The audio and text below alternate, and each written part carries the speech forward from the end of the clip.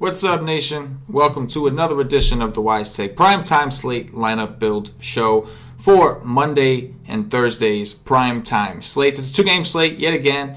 CK013 here, joined by Johnny the Greek. You can find Johnny on Twitter at GDaddy80. You can also find him hanging around the Wise Take Nation chat. Johnny, how you doing? I'm well. How's everything going with you, CK? Not bad, man. I wasn't expecting to be on the show today. Normally, Patio Joe does this with you, but Patio Joe had some stuff. You know, he had to do what Patio Joe does. So I stepped in for relief. Normally, I do the Sunday Mondays with Cam. We usually do that. We did that last week, and so I'm excited to be here with you, Johnny. I haven't done this kind of thing with you just yet, so I'm excited to see what we can build together, man. Perfect. Sounds good. Let's do it. So we're going to go through FanDuel and DraftKings. Again, two-game slate, so the rules are a little bit different. Some of the correlation matrices that we usually apply to main slates, we don't necessarily apply to these two-game slates, and I think raw points matter a little bit more. We got New England visiting Miami. We also have Denver visiting Indianapolis. Obviously, we don't know anything about the Denver-Indianapolis stuff as far as injuries or anything like that could come up because that game's not until Thursday. But we do have everything in for New England and Miami. Seems like Chris Hogan is supposed to be back. Seems like Gronk is suspended. And also, I think, I think there's one more piece of news. Miami, what's his name, is still out. Williams? Is it Williams that's out? Williams is out, and Lewis is in today, too. Lewis is in. Okay, good to know. Yeah. Dion Lewis is in. Okay, good to know. So, Johnny, we're going to do FanDuel first, man. We're going to go FanDuel first, then we'll go through DraftKings. We don't have to do a full lineup. We're just trying to give people ideas. It's a first look. You and I are looking at this together, and we're going to talk it out and just kind of guide them and show them, try to get the creative juices flowing when setting their GPP lineups for the two-game slate. So, why don't you start us off? Do you think we should start off with running back or quarterback? Where do you like to start usually? You know, I would say, looking at the slate, quarterback and running back are the two least desired positions to fill this week. You don't really have a lot. You have Tom Brady at quarterback at the top. He's just so expensive. I don't think he's going to hit his value. But then you look down at the quarterback options that you have, and you're like, well, who's even a viable play? I mean, you got Trevor Siemian, you got Jay Cutler, and you got Jacoby Brissett. So it's like you almost have to play Tom Brady just as a default, But then that's really going to hamper the rest of your lineup. So right. I think what we should do is we just got to plug in the plays at quarterback and running back because there's not a lot of options. And then I think that's the free spots, and then the rest is just where you differentiate your wide receivers and your defensive kicker is going to determine the winners this week. So I could see Tom Brady going 90% owned on the slate, maybe higher. I'd be surprised if he wasn't. I mean, I guess his price on FanDuel at least makes it tough. He's a little high. I'd be surprised. Yeah. So who do you want to plug in here, just for the sake of this dummy lineup here? I think. Do we try with Brady? You know what I would do is I would pivot. I think you got such a huge edge, and I think for me just the dollar value. Mm-hmm. I would either go Brady or I would go Siemian, just because Simeon's playing against Indianapolis and they're so bad, and he's only 600. So I think you either go really cheap with Siemian or you go right up to Brady. But okay. So what we can do is we can throw either way. We can go Brady and then let's see what we get at wide receiver. And if we don't like what we're getting, we can go down to Siemian. So it's totally up to you. Yeah, we'll plug Brady in there for now, and like you said, if we can make it work, we'll make it work. Because obviously we prefer to play Brady, but if we can't make it work, we'll try out Siemian, or we can even look at Cutler, probably Siemian because in Indianapolis. So all right, we'll plug in Brady. Where's the next place you want to go? I think you said running backs was the next position that's pretty scarce, right? Yeah, I mean, there's really not a lot of options here, Mm-hmm. I just, if Gore, I wish they would just get rid of Gore and Mac could just play the Mac back, because he's awesome. But I think for me, I'm just gonna lock in one of these Patriots running backs, either Rex Burkhead or Lewis. I preferred Burkhead because he's getting the goal line work and he's only $300 more. If I was to go, if you were to go with a Trevor Siemian, though, I would lock in both Lewis and Burkhead. Because they're both getting high usage. Yeah, because I don't really like any running backs. I don't like Drake tonight. I think the only other guy that I would be interested in this whole slate would be Anderson, because he's getting the touches again. Mm-hmm. So, I mean, for me, like, I only think that there's three running backs in play. I think it's Rex Burkhead, I think it's Lewis, and I think it's Anderson. Okay, so for this example, we'll go with Anderson. We'll get some Tom Brady, Rex Burkhead, and what we'll do is, if we can't afford Brady at the end, we'll go down to Simeon, and we'll switch Anderson to Dion Lewis, and we'll go with the double Patriot running back. Remember, guys, on FanDuel, we're looking for touchdowns. Very touchdown-dependent site. DraftKings, you can get away with PPR. Some of the chalk is harder to fade, I find, on DraftKings because of the PPR. But on FanDuel, man, you can take some chances because you need touchdowns at the end of the day. And when you're taking the odds of touchdowns, the odds of these people, like the variance is a lot smaller. Like the margin is a lot smaller of who has chances to hit one and who doesn't. So let's pick. Okay, we got Brady, Burkhead, Anderson in there for now. If we can make it work, we will. If not, I'm assuming if we're playing Brady, you're going to want some exposure to Cooks. I think either way, if you go Brady or you don't go Brady, I think you need to play Cooks in this build that we're doing right now. Because especially if you are having Brady in and you have Burkhead, and that you want to at least have two pieces of that other offense, either running back or wide receiver exposure to Brady. So I think that Cooks is, for me, is a lock. Yeah, no, I'm with you. He's definitely got the highest upside on the slate, and in my opinion, consider matchup included. All right. So with that said, we have 57-60 left. We have Brady, Burkhead, Anderson, and Cooks. Why don't we pick a defense and a kicker so that we can see how much we're left with, and then really decide if we can afford this Brady stack or if we have to come down to Simeon. You want to what are you looking at for defenses? The Broncos at 4-9 probably be the chalk in my opinion. But the Patriots at 5-2, probably in a decent spot against Cutler, who's coming off a good game. What do you think? Yeah, I think it really is going to depend on the rest of your build of your team here. For me, I think those are the only two defenses I have in play. If you're going to take some of the, more of the Miami offense, which I would prefer over the Colts offense, I would go. I'm leaning, to be honest with you, I'm leaning the Denver Broncos on my side, because I like Landry at the wide receiver spot, and I think that's a decent correlation. So I think if we go Denver here, we'll save a couple $100.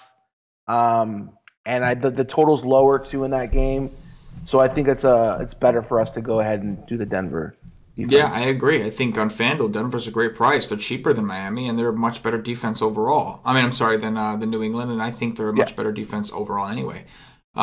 Kickers, we got Gostkowski at the top at 5-3, Brandon McManus at 4-8, playing in the Dome. Adam Vinatieri also playing in the Dome, although we did take a defense. On 2-game slates, that wouldn't bother me too much, but we try to stay away if we can. And then Cody Parkey at 4,500. What are you thinking for kicker?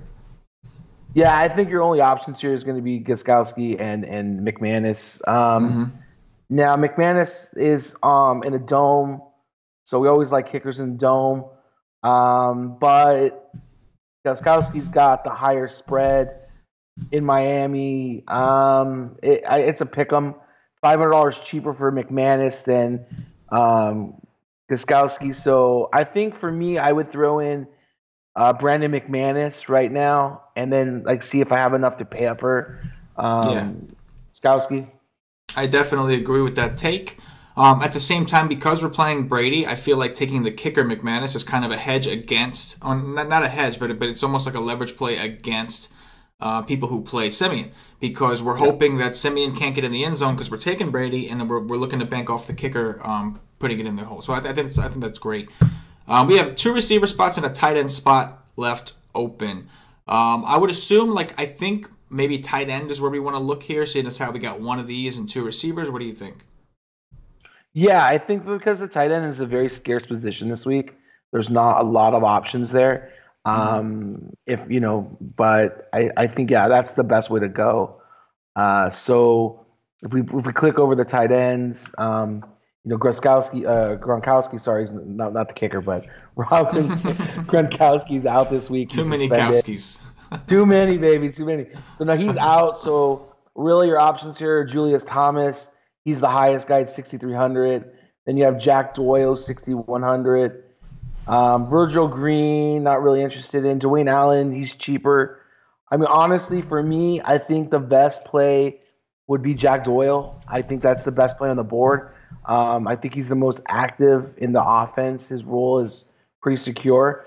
and he's only $700 cheaper than the cheapest guy I feel that's in play, and he's $200 less expensive than the highest guy, which is Julius Thomas, which Julius Thomas is definitely in play too.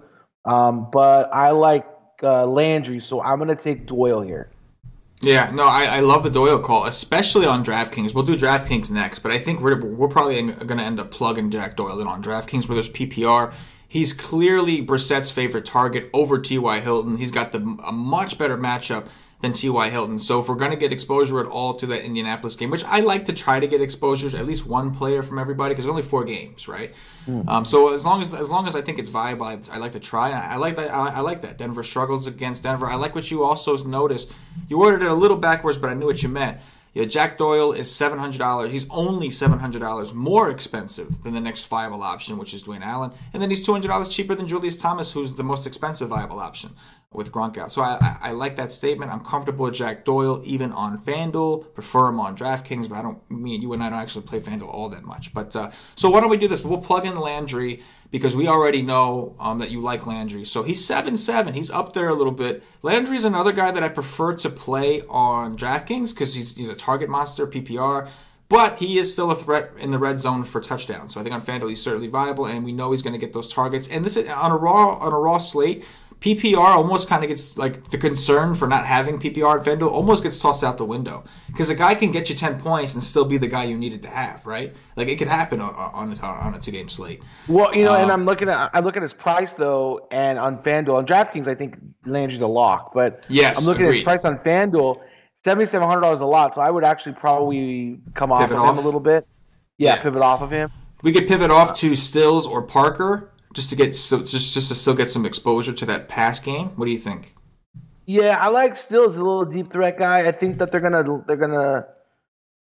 Yeah, I think I like, if I'm gonna take anybody in this offense, it's a little bit cheaper. Stills would be my next play. Yeah. I don't know what you think. I know sometimes we've had some debates about Parker, but here's my thing. If we go to Stills, we can fit in Emmanuel Sanders still. Yeah, we have just enough to fit him in. If you go to Parker, you're stuck with Sanders and you're left with cash. So it really just depends on the build. But, I mean, I think those are both viable plays. Yeah. I think 1A, 1B.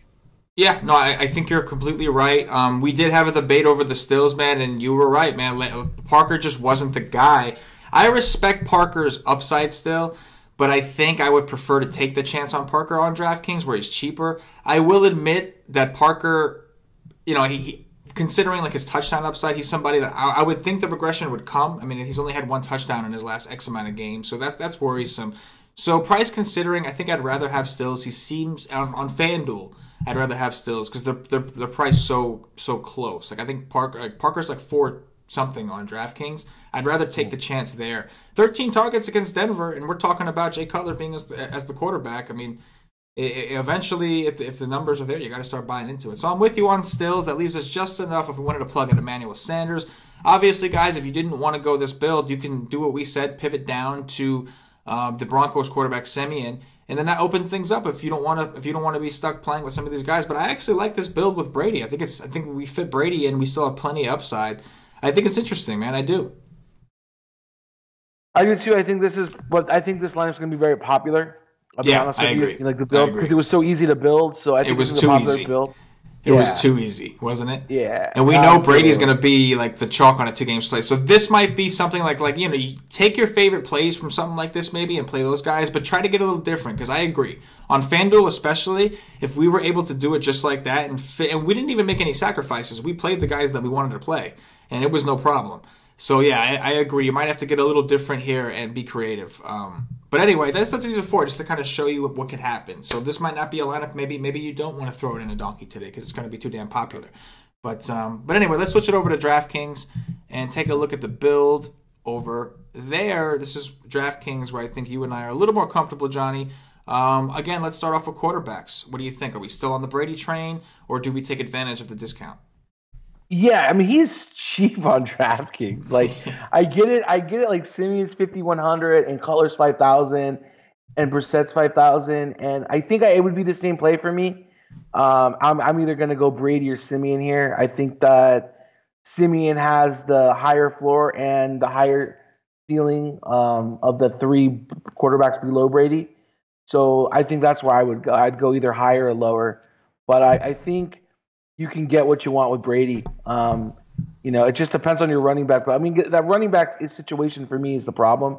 Because you don't want to go Simeon. If you want to play C.J. Anderson, you can't play Simeon because they totally take away from each other. That is not a correlation play. But when you get into like the Patriots backfield, they're involved in whatever Brady's doing. Like, I mean, if you go Brady and you go Rex Burkhead, you're getting like 90% of where the touchdowns are coming from. You're securing that. You might get a Lewis Hawk here or White might sneak in, but you're taking the field on the touchdown. So I like that a lot. But just remember that like it's okay to correlate Brady and Burkhead or Brady and White, just one of those guys, or Lewis even, but only one. I don't think you can do like a double running back stack here, like you could do with Simeon. So I think the Brady is going to be the most popular for me. So on this site, honestly, like I like Brady, and I'm going to have a Brady stack similar to what we just put together. But I think so we can get some differential play here, and I think that Simeon has the best chance to actually get to value. I think Simeon should be our play here on DraftKings. Okay, let's do it. Let's go with Simeon, make things a little bit different. Moving over to running back, we talked about Burkhead, we talked about Lewis. Still think they're probably even more in play on DraftKings, where you do get PPR. But I know you weren't interested on Drake on FanDuel. I want to ask you on DraftKings because running back is so scarce, and now we get PPR. It looks like he has been getting 4 or 5 targets his last couple of games. Does that change things for you on Drake, or are you still not interested? Drake got his last game. He got 5 targets. He caught 3. The last game he played against New England on the week 12, he only put up 12 DraftKings points. It was in New England, and he did get 4 targets, and he caught 3 of them. But he only had 9 rushing attempts. Now, I know that was because Williams was in there. So I think in this format, I think Drake is definitely in play. I think that he's definitely from volume standpoint, right? From a volume standpoint, yes. Yeah. My only thing is that the Patriots have been much better defensively, and because defenses are priced so close on DraftKings, closer than they are on FanDuel, and they're just different priced. What defense do you want to play? And if you like the Patriots defense, you can't take Drake. I think you have to have some kind of a differential play. You gotta format something here. So I think that the most popular plays is if you're going to go Brady, let's just say that, you have to run it back with Drake. I think you have to. And I think you have to have Landry in there too. But the problem is that you're going to run out of money real quick. You're definitely going to run it out of that. So I think like let's build it and let's see what we like. I mean, I like the Simeon call, but again, if you like Brady, I would definitely run him back with Drake. And maybe not even run it back. Let's just continue the Simeon build because we did the FanDuel with Brady. Let's just continue with the Simeon build and see it because I like where you're going with it, especially on DraftKings where you do get bonuses for things like I think the reason that the prices are closer together, there's less of a margin and price gap, is because you don't necessarily even for quarterbacks you get a 300-yard bonus. You know what I mean? You have different things that can contribute and make up in certain areas. So let's go with Simeon and see what we can do. Especially also we know on DraftKings for football the pricing is a little more strict. So let's pick some running backs to pair with Simeon here. Obviously, you made it very clear that if you're going Simeon, you do not want to go Anderson. So I guess we're looking again at the Patriots guys, and we are looking at maybe even would you consider Marlon Mack on this format because of the PPR? It's just not enough. No, it's not enough. Yeah. I mean, he's at 4,000. Yeah. I mean, for $2,000 more, I can get Lewis, or for $2,400 I can get Burkhead, and more of a secured role, both those guys. So I would lean because we're already saving money with Simeon. So sure. I would go Burkhead. I would just go the top of the running back scale. Is this where we go Burkhead and Lewis since we're not playing Brady? Is this where we go double running back here? No, because you already threw Drake in, right? So I would just go Burkhead. No. I didn't put Drake in. I thought we were playing Drake on a scenario that we were taking Brady. So I did not keep. We could put Drake in there if you want to play Drake. Yeah, I think Drake is a little bit, in my opinion, because he's a little bit cheaper. He's Go with Drake. a little bit. Yeah, I think he's a little bit better of a play than Lewis, because he's going to get all of the running back volume. I like Lewis and Burkhead from a standpoint where if you're going to make a stance on Brady, they're going to get all the usage. Mm-hmm. But so is Drake, and it is the PPR, and I'm thinking about that. I think Burkhead and Drake's a good play. I think Okay. that's the play I would go with All this right, build. sounds good to Let's me. try We'll that. go with Burkhead and Drake, not a problem. Gives us 54.66 left per position. I'd like to get the defense out of the way just to see what else we're working with here. Let's click over to defenses. We got the Broncos, the Patriots, the Colts, and the Dolphins. The order is reversed. I think DraftKings is typically more accurate with their pricing, especially for defenses. And what do you know? The Broncos on this site are $300 more than the Patriots. Yeah, I think we just go Broncos. The spread is so much lower. I think that's the way Agreed. we go. Agreed. I totally agree with that. All right, so we got Semi in here. We're going to want to take a receiver with him. Are you higher on DT, who just had a huge game, or are you leaning more towards Sanders? What do you think here? You know what? They're just the same. They're like the same to me. I think like in this build though, I'm gonna go Thomas. I think Simeon and Thomas have a better rapport. I think Right. if Lynch was playing, I'd go Sanders. I think Lynch and Sanders have more of a bond. So I think that Thomas would definitely be the preferred play for me. That works for me. I'm assuming we can go ahead and plug in Landry here. I know this is where you liked him. He's 6'2" on DraftKings, a much better price. PPR and play. We'll plug Landry in as our second one there. Let's go ahead and fill out a tight end, and that'll leave us, once we get a tight end in there, we'll have a wide receiver and a flex, so we can get creative. And tight end shouldn't cost us all that much. I'm assuming Doyle is still our guy. He's 5'2". He's the most expensive. Now, notice, we just talked about how DraftKings algorithm for price is more accurate based off matchup. Notice how on this one, Jack Doyle, aside from Gronkowski, who's out, is the most expensive option by far. He is what, $800 more or $600 more than Julius Thomas, the next closest option. 1600 more, yeah. Oh, I'm sorry, $1,600. Correct, $1,600. So that shows you, I think, DraftKings on the same page with us. Jack Doyle is a great play. We'll plug him And in we there. know because Denver, and also because Denver is really weak against tight ends, he has a Yes, very favorable matchup. So I don't want to forget phenomenally, that yeah. part of it. Absolutely. So that leaves us with 60-50. As you can see, not paying up for Brady leaves us with some flexible salary. So if we wanted to hypothetically, we'll just go hypothetically at this point. Say we wanted to plug in Cooks, who we agreed was also a good play and a good way to get exposure to some of Brady's upside. We still have 4,100 left over for the flex, which we can go double tight end. We can take a chance on one of these running backs, such as James White or Marlon Mack or Frank Gore.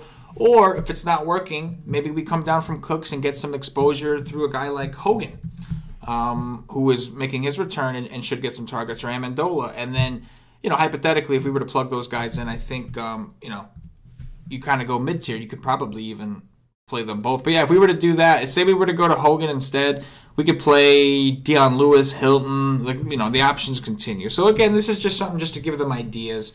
I think that we walked them through a good portion. I would personally probably try to make Cooks work. What would you do, Johnny?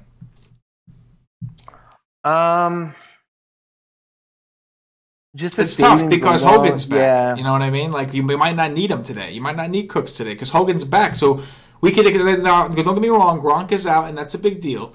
But Hogan is back, and Hogan was a big reason that Brandon Cook started going off recently. It's because Hogan hasn't been there. So it's interesting. You might not have to pay up for him, right? You might be able to go with a Hogan or an Amendola. Yeah, I mean, because if you think about it, if you got Simeon here, you could throw Emmanuel Sanders over here, 5,200, and then you still have a lot to play with. Plus, You you know, already have Simeon in this lineup, so why not go with the double stack? Absolutely. So you can do that. That's in play. Maybe throwing Hogan. Maybe downgrade Landry if you really want to get Cooks in. Maybe you go and you take a risk here, and because again, Landry's gonna be very popular because he's really consistent. Yeah. But maybe you go and you throw in Stills, and then you can get Cooks in here, Stills, and you can get like Emmanuel Sanders, for instance, and you do your double stack, and you're contrarian because you went away from that popularity of Landry, but you still have the upside with Stills. So that might be a good pivot for you to do in GPPs. Yeah, I agree. Hey, man, I tell you what, John, this was fun, man. I appreciate you taking the time with me and the nation to go through this. This was a fun first look. I definitely feel like if I play the slate tonight, I will be a lot more prepared. So I appreciate that, man. That was fun. Anytime, man. All right, so there you have it, guys. If you're watching on YouTube, please click that thumbs up, that like button, subscribe to the channel. Those things mean a lot to us. I wouldn't ask you to do it if it didn't mean a lot. Don't forget, you can find Johnny the Greek on Twitter at GDaddy80. Make sure you follow him, hit him up, ask him your slate questions. He's a pretty friendly guy, as you can see. As for Johnny and for myself, as always, Wise Take Nation, good luck. Yeah.